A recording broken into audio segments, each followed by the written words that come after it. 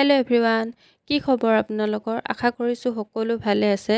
Sunday special থালিখন মই কেনেদৰে আৰু কি বনালোঁ তাকে আজি আপোনালোকৰ আগত দেখাব লৈছোঁ। পাতত দিয়া সৰু মাছৰ পিটিকা, ডাঙৰ মাছৰ বইল, মচন্দৰী চাটনি, সৰিয়হ চাটনি। এতিয়া মই কেনেকৈ বনালোঁ তাকে আপোনালোকক দেখাবলৈ লৈছোঁ।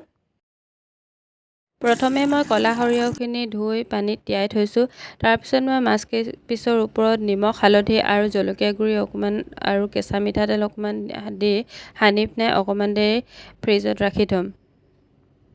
এতিয়া মই বাৰীৰ পৰা মই নিজে লগোৱা কেঁচা জলকীয়া কেইটামান ছিঙি আনিব গ'লোঁ আৰু লগতে মচন্দৰী শাক কেইডালমানো ছিঙি ল'লোঁ।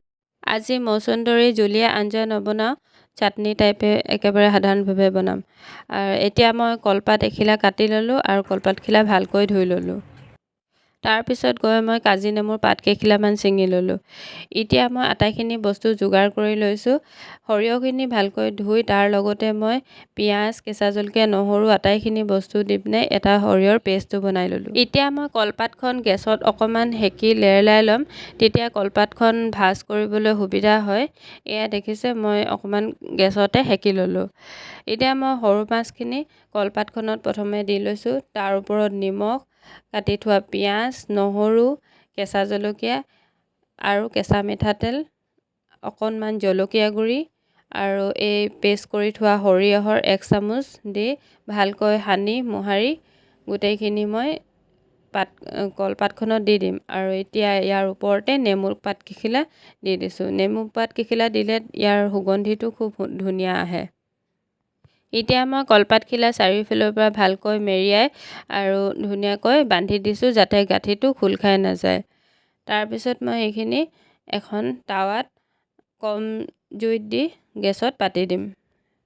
আনফালে মই কেৰাহী এখনত পানী অলপ দি তাতে ষ্টেণ্ড এডাল দি পিনে অলপ গৰম হ'বৰ বাবে পাতি থৈছোঁ। আৰু লগতে মেৰিনেট কৰি থোৱা মাছ কেইপিচ ওলোৱাই তাত বনাই ৰখা সৰিয়হৰ পেষ্টটো ভালকৈ ইয়াত দি দিছোঁ। আৰু লগতে পানী অকণমান দি ভালকৈ মিক্স কৰি দিছোঁ যাতে আটাইকেইপিচ মাছত ভালকৈ সৰিয়হৰ পেষ্টটো লাগি যায়। আৰু ওপৰৰ পৰা মই অলপমান নেমু চেপি দিছোঁ। এতিয়া আকৌ এবাৰ ভালকৈ মিক্স কৰি লৈ একেবাৰে ওপৰত কাটি থোৱা পিঁয়াজ কেইটুকুৰামান, কেঁচা মিঠাতেল অকণমান আৰু নেমু পাত এখিলা, কেঁচা জলকীয়া এটা দেখিবলৈ ধুনীয়া হ'বৰ বাবে আটাইখিনি বস্তু দি টিফিনটো ঢাকোন মাৰি দিলোঁ। আৰু গৰম হৈ থকা পানীখিনিৰ ওপৰত ষ্টেণ্ডডালত পাতি ঢাকোন লগাই সিজিবলৈ দিম।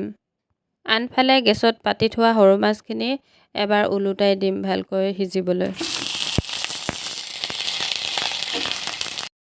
এতিয়া তিয়াই থোৱা মচন্দৰীখিনি ভালকৈ ধুই অলপ সৰুকৈ কাটি ল'ম।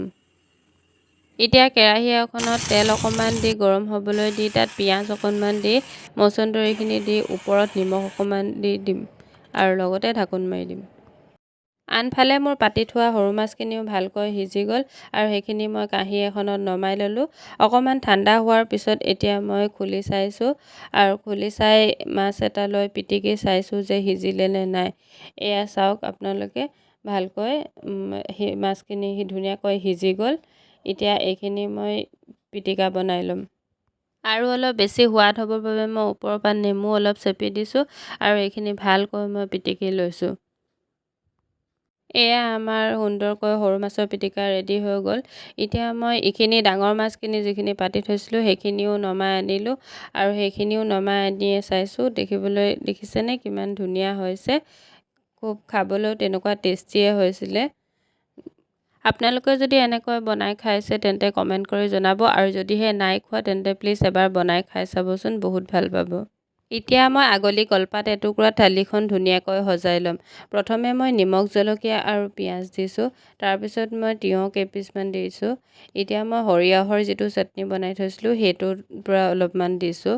তাৰপিছতে মই মাছৰ যিটো পিটিকা বনাইছিলোঁ সেই পিটিকাটো আৰু তাৰপিছত পটল এটা ফ্ৰাই কৰি লৈছিলোঁ সেয়া দিলোঁ, মচন্দৰী চাটনি আৰু এয়া লগতে আলু পিটিকা। এয়া আমাৰ ধুনীয়া থলুৱা অসমীয়া খাদ্য দুপৰীয়া সাজ ৰেডি হৈ গ'ল। আপোনালোকৰ বাৰু দেখি কেনেকুৱা লাগিছে কমেণ্ট কৰি জনাবচোন। বিশেষ একো নাই, ঘৰত থকা সামগ্ৰীকেইবিধৰে অলপ বেলেগকৈ কিবা এটা বনাবলৈ চেষ্টা কৰিলোঁ। যদিহে ভিডিঅ'টো চাই আপোনালোকৰ ভাল পালে প্লিজ লাইক, কমেণ্ট, শ্বেয়াৰ আৰু ছাবস্ক্ৰাইব কৰি দিব। এয়া চাওক ভণ্টিয়ে খাই কেনেকুৱা পালে, কৈছে বহুত টেষ্টি বুলি। ভিডিঅ'টো শেষলৈকে চোৱাৰ বাবে ধন্যবাদ।